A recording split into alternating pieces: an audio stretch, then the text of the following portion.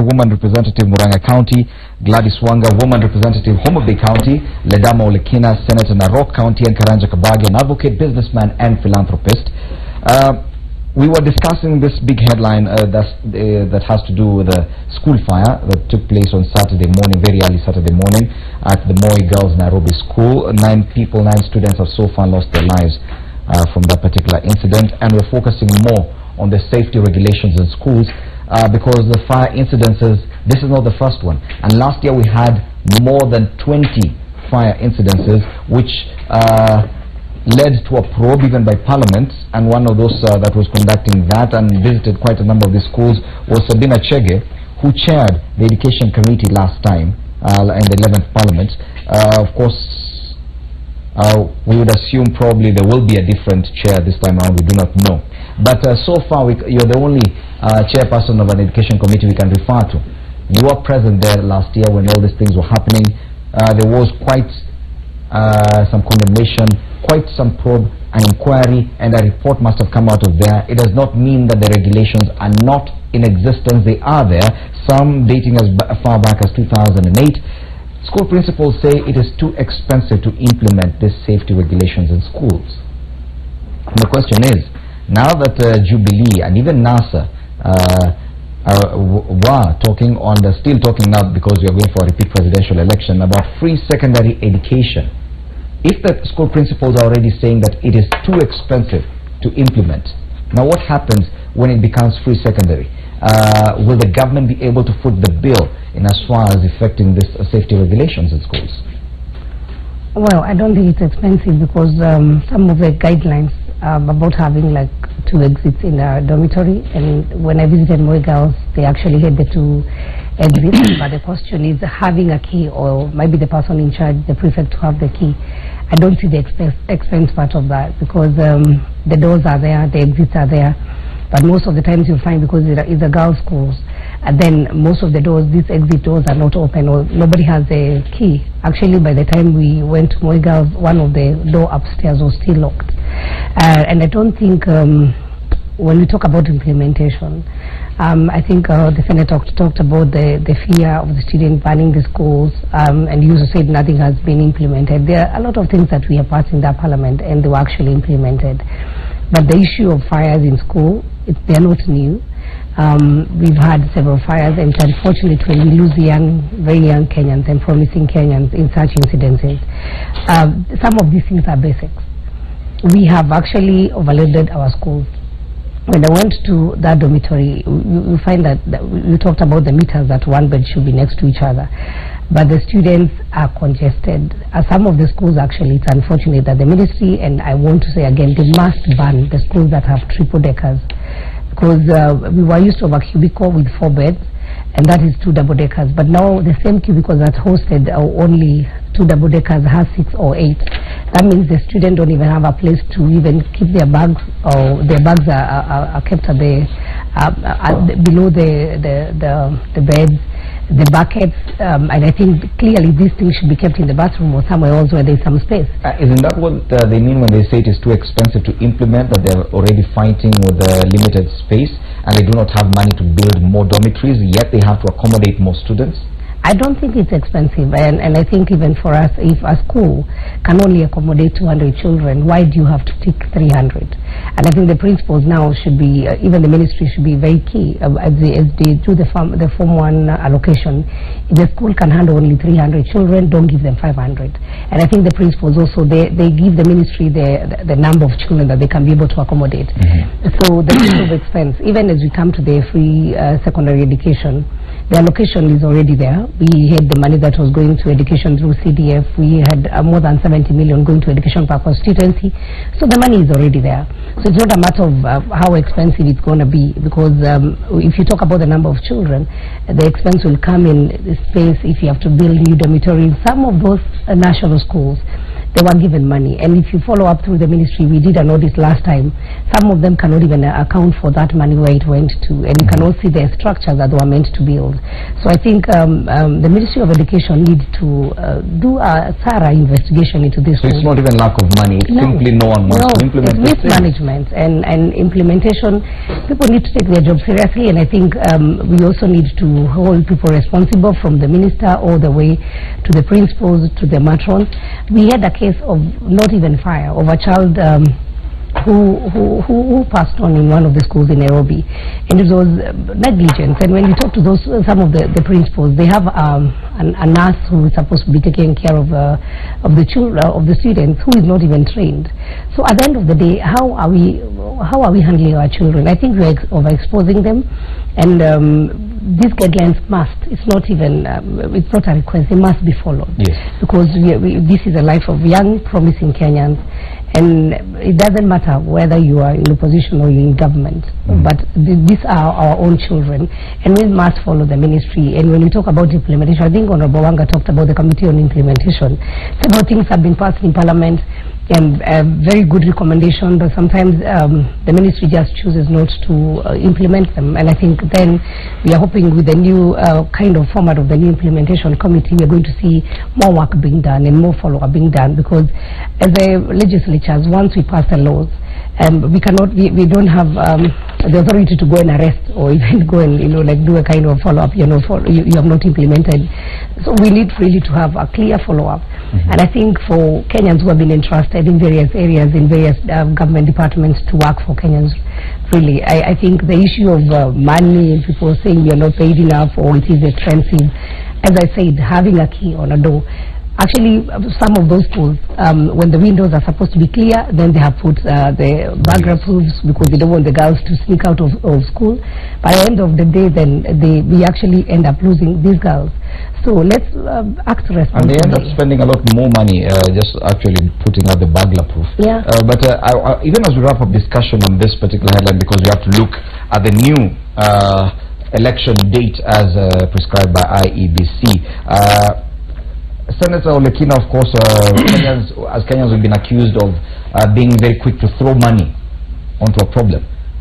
School principals are already saying it is expensive to fix this, and so the solution is where is the money, get the money, give it to schools to implement. But according to Honorable Sabina Chege, that is not the problem. It's not about the money. Money is there. It's probably just the will, or even authorities that are supposed to check implementation or check compliance are simply not doing their work. As a legislator, is there any remedy that can come from your end? Absolutely. I think it's enshrined in our constitution the need for public participation, and in my view, instead of just coming up with white elephant projects or really directive, go do this, I think the first thing that we ought to do, and I hope that in the Senate we're going to really focus on this, is to involve the community members. On the issue of a school being overcrowded, I think it is important for us to bring up the families, work together with the community and discuss and really educate the community on the importance of these safety measures, number one. Number two, I think it's also very, very important for us to, as a country, and this goes to the executive, and I pray to God it's going to be NASA that is going to take over, or even if in this particular time when we have Jubilee. During the campaign period, we come up with a lot of promises. We've come up with promises for laptops. And when you look at our schools are completely dilapidated. And I think we've got to do an audit, a thorough audit. We've got to have monitoring and evaluation. We've got to look at what exactly are we talking about. I keep referring to schools in Narok County. When you traverse the county of Narok, you'll find schools which are built of mud. And when you talk about laptops, when you talk about all these things, our priority seems to be completely in the opposite direction. We need to invest in this education. We need to talk about it. We need to involve everyone. And with that oversight role that is given to the Senate, I think we can be able to have some remedies. I speak about this from experience. I've invested a lot in education. I was sharing this with my colleagues that I have educated over 25,000 girls. And doing this, I think it's the biggest investment that I've ever made in my life. And Kenyans need to all come together and realize that a good education is the foundation of a good life. And as a country, the Ministry of Education should not just be seen, Matiang'i should not be seen as somebody who just give directives. Involve me, involve the parents, involve the community. I agree with Sabina. When Sabina was talking about having crowded dormitories, that is sometimes, there's an essence of corruption there, because our school teachers are paid peanuts. We need to talk about how we can improve the lifestyle, or improve the living standard of the teachers, so that the teachers are not complicit. They don't think that I'll just take 50,000 shillings, take on this as a student, but little do they know that they are endangering the life of many other students. So I think this thing, we've got to approach it from a whole wholesome approach, whereby we look at what are some other things which are hidden, or other factors that are contributing to this instability, that are contributing to this problem. There's no reason as to why we should focus heavily on investing in technology when we've not even fixed the infrastructure. And when it comes to free secondary education, Gladys Wanga, some may argue that this could actually negatively affect some of the schools, because some of them would seek more students who would be boarders, because that's the only source of extra income that can come their way. Wouldn't that be also counterproductive? Yeah, I think free secondary education has to be thought through. And I think the issue of cost in implementation of some of these measures, I think we can't wish that away, because there's a cost issue. When I don't think schools necessarily just take on more students because they want to have more students, but it's because even after taking on all the students, you still find that the transition rate, there are still some students who are left out of the entire process. So we can't say that we're just taking on more students for the sake of it, but I think the government must think through the issue of free secondary education. And if it is a NASA government or a Jubilee government, before stating that we're going to have free secondary education, we must think deeply about the issue of infrastructure. Because of course you are going to expect higher transition rates. You're going to expect people who would otherwise not go to secondary school, for example, now moving into secondary school because it is free. So apart from just looking at how you offset issues of tuition fees and other things, you have to look at the issue of infrastructure. There has to be investment in infrastructure. Yes. There has to be a rapid, let me just finish the point. There has to be a rapid response in terms of infrastructure, something similar to the economic stimulus, where you have money put aside specifically to have dormitories, to have classrooms, so that you'll be able to address this in a wholesome way, rather than just thinking that free secondary will be about just waiving the tuition fees. And Bonakaranja Kabage, you must agree with Gladys Wanga that probably NASA and Jubilee both were just speaking out of excitement when they say free secondary education, that there are real problems to be addressed before that free secondary education can become real and of good quality. Well, a couple of things. One, we must acknowledge we have finite resources which are limited, but we have infinite needs. But one of the critical things under that circumstance is the prudent management of the limited resources that we have, and also making sure that there is accountability across the board. As I said, and I would like to say it once again, education is not a matter of that or this group, that government or that government. No, it is a national imperative. And I want to say that we as a country must think very deeply about our future. My take on is this: Kenya has done very well educationally. Among the African countries, even if you look at the global statistics and indexes, Kenya is ranked one of the best in Africa. But that's not enough. We need to realize that if we are going, for example, to be a nation that may take off in terms of our development in the next 10-15 years, education has to be central in that particular respect. Okay. And therefore, when we are sitting down and discussing issues of free education, for example, free education is very good, but let us not talk about free education as a political tool, but it must be an investment that is intended to address the future of our country.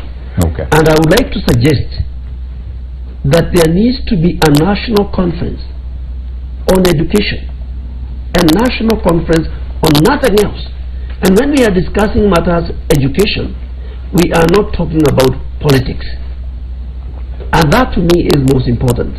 Okay. Because there is not a single one item that is common to all of us than education or lack of education. So this is very important and is a challenge to the political divide to look at this issue in a most non-partisan way. You cannot score a political game by saying our children are not being educated. That's not a political score. That's a sad thing that we should be talking about. And therefore, from my perspective, I'm saying that if there is one thing that we need to coalesce together, all of us as a nation, it is that one single item. Because it is not something that we can postpone and wait for a time that the chief executive will come from this political divide or that political divide. And in any case, better education, better healthcare, all this improvement in lifestyle should be the dividends that we get from good politics.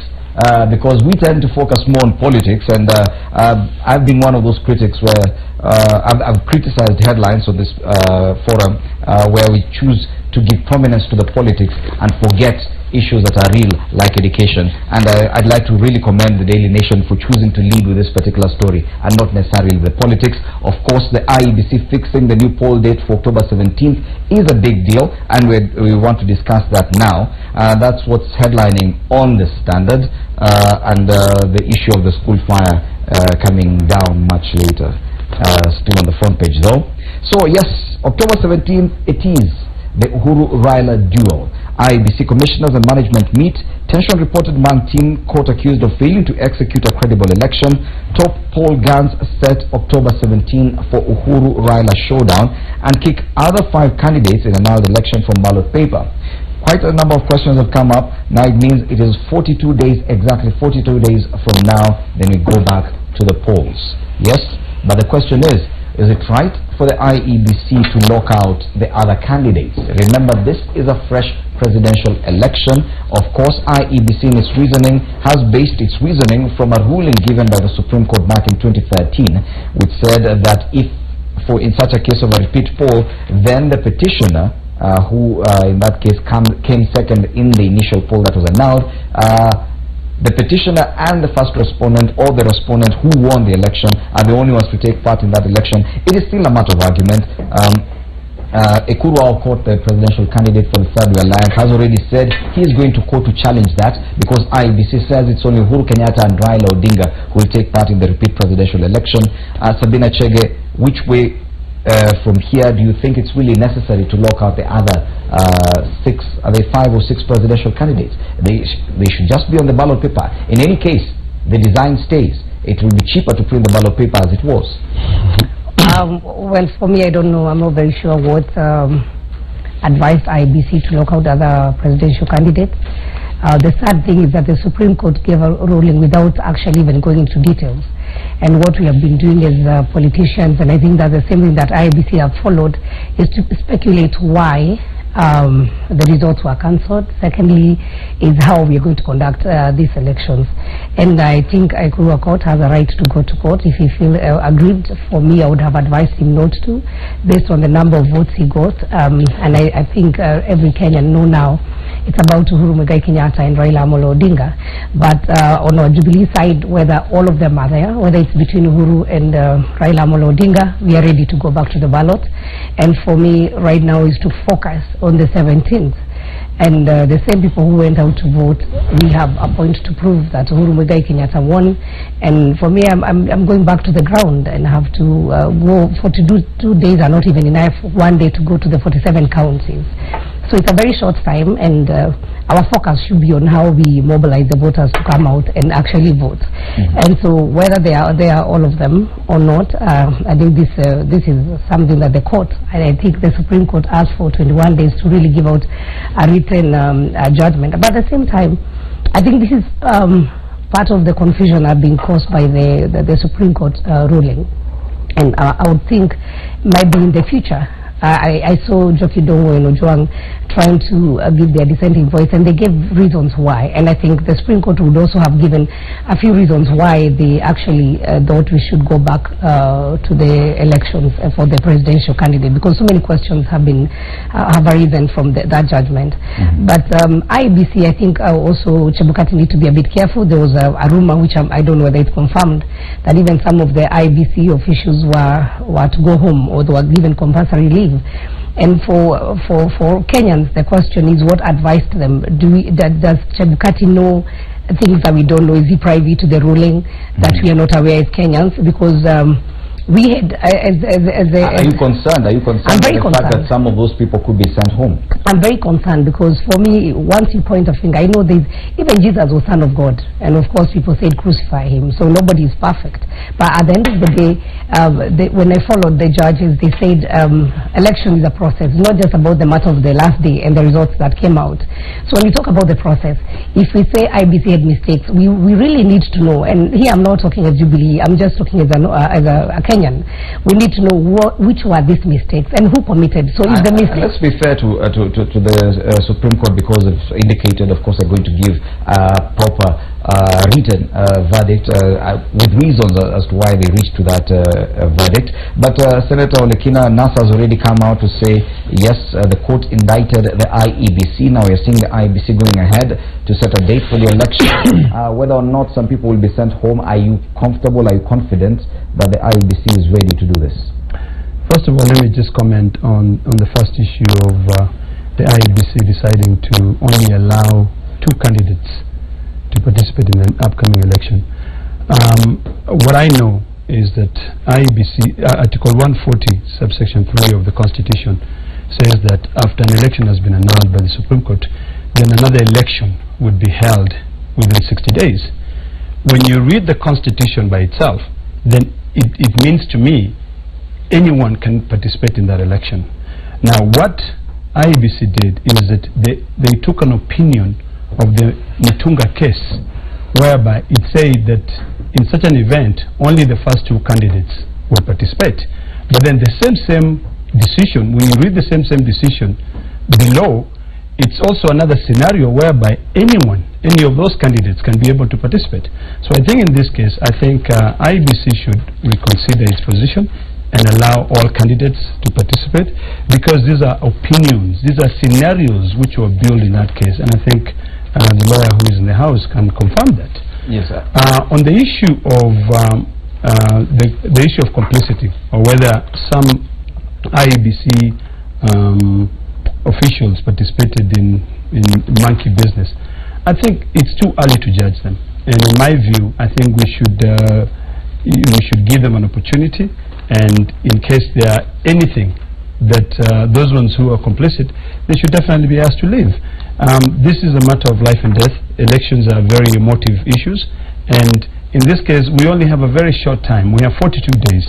If it comes to kicking out the commissioners, we can't manage to do that. If looking at the secretariat, you cannot manage to kick out the commissioners. It's impossible because of the Constitution. Yes. It's really impossible, because so even now, when they claim that IEBC cannot run the elections as it is, they're not going after the commissioners. I think when we're looking at the commission, there's the commissioners and there's the secretariat, and Chebukati himself came out and said he's going to do his own realignment. In my view, and this is my strong opinion, is that I think in this country we have very few days which are left out. I think we should focus heavily on the elections, and I think in terms of it behooves the people at IEBC who failed to take responsibility. Okay. Gladys Wanga, of course, NASA came out very unequivocally immediately after the judgment was read, saying IEBC cannot. They did not clarify then But Senator Lekina seems to clarify that yes, probably because of time, IBC commissioners, there's no time to remove them from office. Probably look at the secretariat. Are we seeing a change in tact from NASA? Well, first of all, I'd like to commend the Supreme Court, and I'd like to come in and say, Honorable Sabina says this judgment, there was no detail in the judgment. Remember 2013, it was 3 minutes and they were gone. And immediately you have to respond. And what we did was come out and say, we respect the judgment given by the court, and we congratulate whoever the winner is, and let's move on as a country. So I think it was very clear from the Supreme Court that the election was not conducted within the confines of the Constitution and the law. So somebody must take responsibility for that. Coming back to the question that you're asking, I think it is clear to all Kenyans that it is not legally, constitutionally possible to replace the chair of the commission at this point in time, because the chair has to be appointed by the president. The president is now disabled because he does not have powers to appoint, as he currently sits within this transition period. So I think it is clear that that is not possible. Not to say that we don't want Chebukati to go. We want, personally, and from where we sit, Chebukati, the buck stops with Chebukati. While all these things were happening, somebody needs to take responsibility for that. But it is not constitutionally possible to have him replaced. But there is a bare minimum that we cannot take. For example, within the Secretariat, we have made it very clear as NASA, Ezra Chiloba must take responsibility.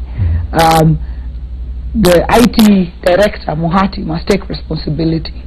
Praxidis Torore, the legal director, must take responsibility. Kasait must take responsibility. Nyabuto must take responsibility. So we cannot, Fred, be moving into this election. The 5 days you mentioned, that's a bare minimum. Those ones have to go. Those ones have NASA to. Those ones, in those repeat polls. And it's not just about NASA, because for IEBC to conduct these fresh elections, there has to be public confidence in the institution to be able to do that. Kenyans must see that surely we are not just walking back into the same place we were on 8th of August. When you walked into polling stations on 8th of August, there were many voters whose names were on the register but could not be identified within the KIMS kit. And so there are so many other issues that need to be addressed. And for IEBC to build confidence of the public, my view is we must bring all stakeholders on board. Okay. People must sit around the table and agree on these issues before we move forward. Because if IEBC just does things unilaterally, then we are likely to go back to the place where we were on 8th of August. Okay. We must come together and agree. There are only 42 days left, and that 42 days goes up till the day we go back to the queues. We do hope there'll be time for what you. But we must sit together and agree. The process is just as important as the result. Bwana Karanja Kabage, as a lawyer, we need clarity on some things. The headline on page 5 of the Daily Nation says Kenyans go back to the ballot on October 17th, but legal experts differ on how it should be. Should the other candidates be included? Do we now expect the winner to get 50% plus 1 and at least 25% in at least 24 counties, or is it a simple majority? All these things are not clear yet. Do you have any clarity on this matter? Well, thank you. I think we have to acknowledge a number of things. First, as to whether other candidates can participate in the forthcoming presidential election, it's a matter that may need to be reiterated. The Constitution is very ambiguous in that respect. Because the only time when the Constitution is very clear is when there is a rerun. But this is not a rerun. This is a fresh election. And in my opinion, the Supreme Court should have been alive to the fact that they needed to make it very clear who are going to go back and contest the presidential election. They did not do that. And therefore, my colleague and former partner, court feels that he would like to be on the ballot box, maybe for historical reasons, because in terms of what he can do or what he can get in the way of votes, if whatever happened last time is indicative of what may happen, it's really an exercise in futility. But nevertheless, some people do things for posterity, not necessarily that they will win. Yes. So he will go to court, as he has said, and the court will probably give direction as to what will happen. My view is that this is not really an issue that should be in contest. We need to look at the Constitution, because if you look at Article 138, 141 and 142, we need to fine-tune these things, or we don't leave them to uncertainty. But I'd hoped that the Supreme Court would make it very, very clear, but never did. It did not do. In as far as the 50% plus yes, one? Yes. With, presumably, if it's an election, it should be the following.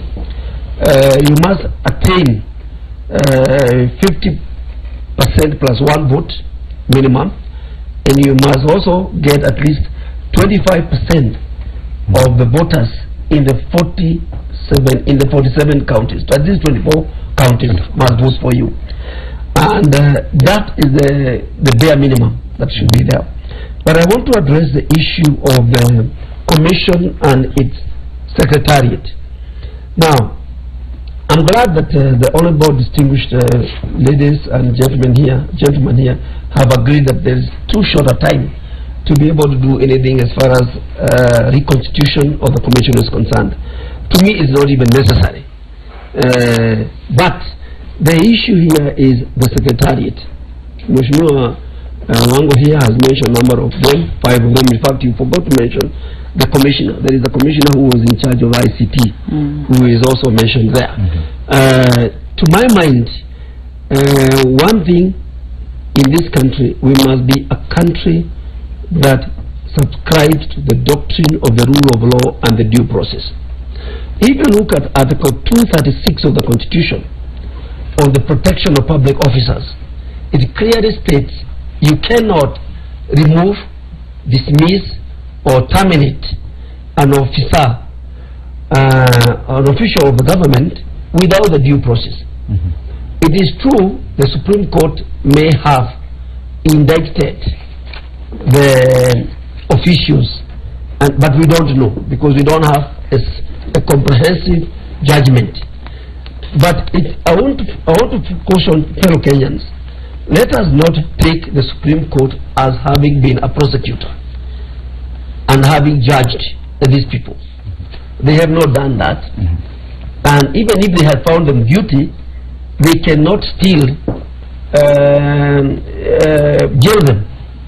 The Director of Public Prosecution in the Republic of Kenya, he is the only one, by dint of the Constitution, can take Hezron and the alleged team to court. And I want to give an example, because it's very, very important. But because of time... I know it's time, but I think it's important. This is a very important point. We had Senator Wetangula, who was found by the High Court to have been guilty of bribery. He appealed, and the court upheld the decision that he was found to have been guilty. He went to the Supreme Court himself, and after going to the Supreme Court upheld the decision that he was guilty, but nothing happened to him.